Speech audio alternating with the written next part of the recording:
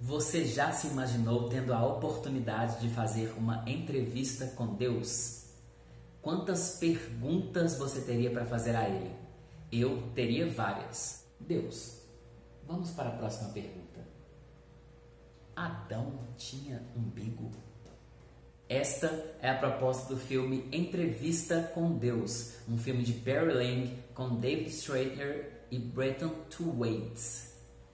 Paul é um jornalista ambicioso, atrás de um sucesso profissional através de uma reportagem bombástica. E depois de uma extensa procura, ele topa com um homem que pode lhe dar a melhor entrevista da sua vida. Esse homem que ele encontrou diz ser Deus e promete responder a todas as perguntas que ele fizer em um único encontro. Dentre as principais perguntas que Paul dirige a este homem, chamado Deus, tem uma pergunta que fica muito latente durante todo o filme. E é a pergunta: existe de fato livre-arbítrio? Será que existe? Fica comigo que eu vou responder essa pergunta agora.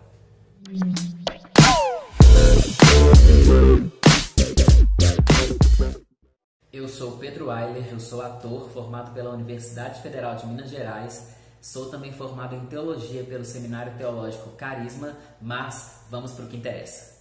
Para começar o filme, Paul ele é convidado para um lugar onde ele vai ter o primeiro momento dessa entrevista tão importante para a vida dele com esse cara que se chama de Deus. E ao chegar ali naquele local, ele se depara com um senhor totalmente despojado, sentado em uma mesa com um tabuleiro de xadrez e as peças armadas sobre esse tabuleiro.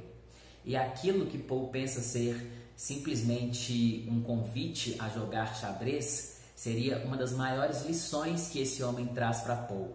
Ele diz que as regras existem para ambas as peças e nenhuma parte pode ocupar o lugar da outra. E isso ele fala querendo dizer a respeito de intervenção nas decisões que as pessoas fazem e que Deus faz. Deus está no lugar dele e as pessoas estão no lugar delas. Mas um não pode interferir na escolha do outro, porque senão não seria liberdade, seria uma escravidão assistida. E a partir daí então, esse homem começa a discorrer a respeito dessas coisas com Paul. No decorrer da conversa, o que seria óbvio que todos nós faríamos, Paul começa a dirigir a esse homem perguntas muito óbvias.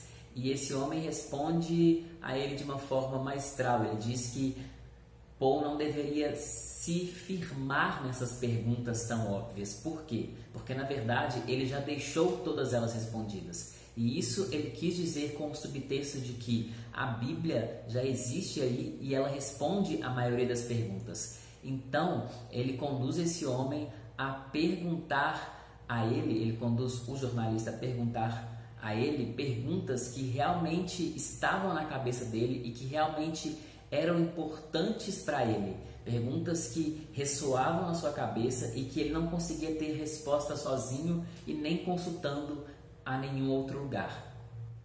Para continuar essa surra que esse homem que se diz Deus dá nesse jornalista, ele faz uma pergunta que deve também estar nas nossas cabeças. Ele pergunta para Paul se a verdade é que nós não confiamos nos nossos planos ou não confiamos nos planos de Deus. E aí você pode perguntar: Pedro, mas por que essa pergunta seria tão bombástica? Por quê? Porque, na verdade, quando nós escolhemos fazer as coisas do nosso próprio jeito, nós deixamos de confiar em Deus. E é aí que começa a acontecer toda a bagunça. Geralmente, a maioria das coisas dão errado na nossa vida porque nós não acreditamos que Deus tem um plano. Então, esse homem mostra para Paul que se simplesmente nós entendêssemos a importância de confiar e de entender que Deus sabe de todas as coisas e que está no controle de tudo, a maioria das coisas que nós questionamos não aconteceriam. Uma das coisas, claro, que não poderiam ficar de fora é a respeito do sofrimento. Quem não se perguntou a respeito de todo o sofrimento que acontece no mundo, não é? Eu já me perguntei várias vezes, confesso para vocês.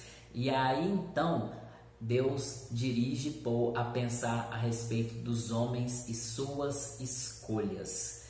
Uma coisa que Deus, ou esse homem que se diz Deus, fala para Paul e que fica muito óbvia ali, é a respeito de quando vocês perguntarem o porquê dessas coisas acontecerem, olhem para si mesmos. O homem, ele vem durante anos, séculos, milênios, fazendo escolhas pessoais, fazendo escolhas que não têm a ver com aquilo que Deus planejou. E quando as coisas dão errado, quando as coisas não acontecem da forma que eles pensam que seriam melhor, eles querem culpar Deus, mas eles esquecem que eles fizeram as escolhas. Então, essa é a consequência de nós não lidarmos bem com os planos de Deus. Aí nós fazemos coisas da forma que a gente quer, fazemos coisas no tempo que a gente quer, fazemos as escolhas que a gente quer e depois nós nos damos mal com as consequências das nossas próprias escolhas.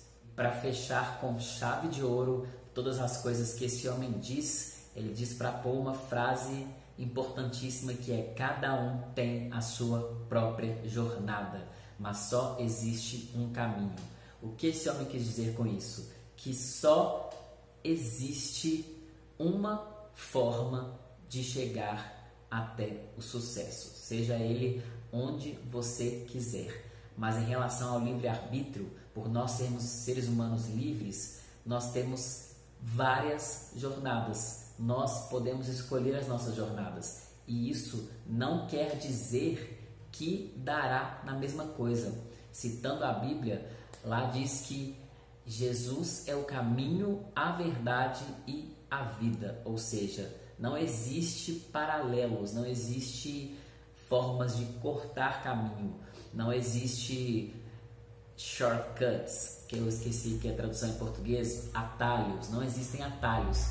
Jesus é o caminho. Se você quiser chegar até o lugar onde você vai se sentir completamente satisfeito, você precisa pegar esse caminho. Se você escolher fazer a sua própria jornada segundo aquilo que você julga ser o melhor, você vai se dar mal e no final você será o único culpado pelas suas próprias escolhas.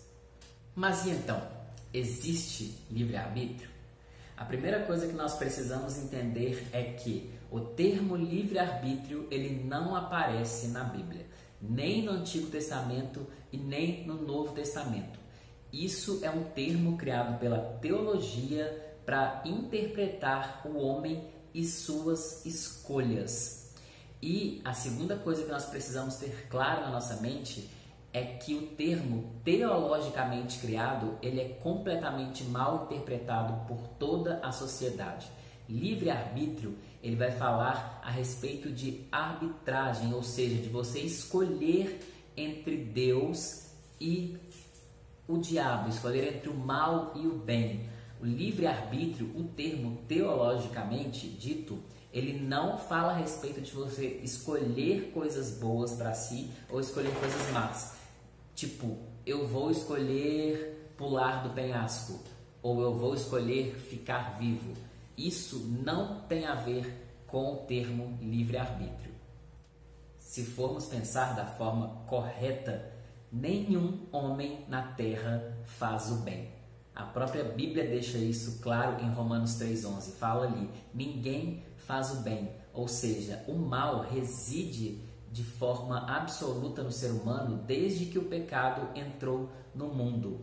Paulo mesmo diz ali na Bíblia também que o mal que eu não quero, esse eu faço, mas o bem que eu quero, eu não faço. Então ele traz ali a lucidez de que nós precisamos entender que nós não temos condição nenhuma de escolher o bem. Nós não temos condição nenhuma. Nós, de certa forma, não amamos a Deus como nós deveríamos. Então, se nós fôssemos pensar na condição de que eu posso, de fato, escolher fazer isso bem, nós estamos nos enganando. Mas então, Pedro, não existe solução para nós? Existe. E é aí que nós precisamos focar. A questão é que a mudança ela vem por um processo chamado santificação. E aí então o Espírito Santo, através de Deus, ele começa a fazer umas mudanças dentro de você e ele começa a te levar para escolhas que são pareadas com as escolhas de Deus. Mas se formos pensar em nós mesmos, nós não temos condição nenhuma de escolher fazer o que é bom. Mas aí você pode dizer: uai, Pedro, então nós estamos acabados, não tem chance nenhuma pra gente? É aí que você se engana, porque a questão é que nós fomos perdoados e existe uma renovação diária, e é aí que é o processo de santificação.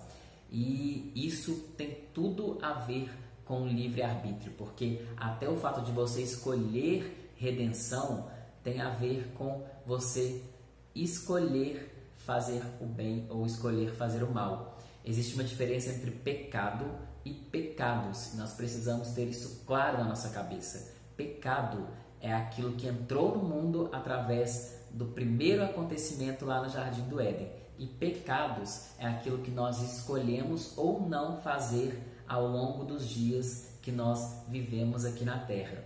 Existe uma diferença entre, então, livre-arbítrio e vontade humana. E você precisa diferenciar isso na sua cabeça. Porque livre-arbítrio, ele se relaciona entre você escolher ou não a Deus. E a vontade humana, ela tem a ver com você escolher fazer o bem ou escolher fazer o mal. Então, para responder de forma mais absoluta, existe livre-arbítrio? Da forma que nós pensamos, não.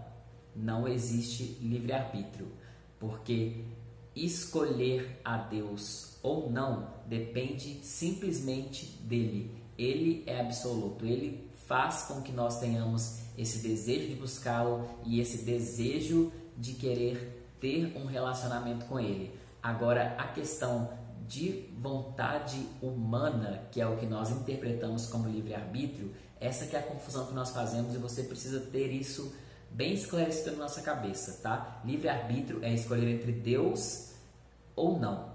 E vontade humana é aquilo que você faz diariamente. Geralmente, comumente, as pessoas usam o termo livre-arbítrio para falar a respeito das escolhas que elas fazem.